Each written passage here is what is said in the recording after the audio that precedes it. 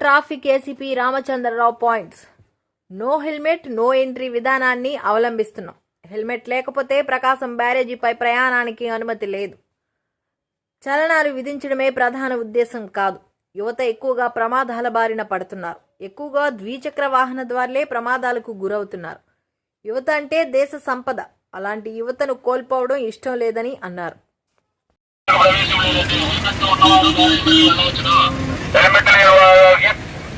ప్రవేశం లేదు, తప్పకుండా హెల్మెట్ ధరించవాలను. హెల్మెట్ లేని వారికి బ్యారేజీ మీద ప్రవేశం లేదు, తప్పకుండా హెల్మెట్ ధరించవాలను. హెల్మెట్ లేని వారికి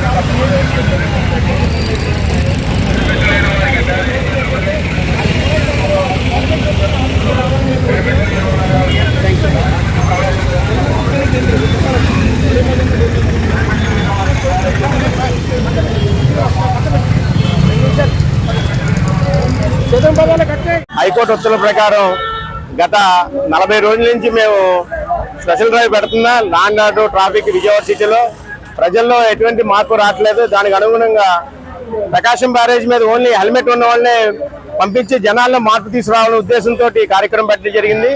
దీనిలో భాగంగా మా law and order staff, traffic staff అంతా కలిసి పొద్దున్న 9 గంటల నుంచి ఇప్పటి వరకు మేము కంటిన్యూగా డ్రైవ్ పెట్టాం.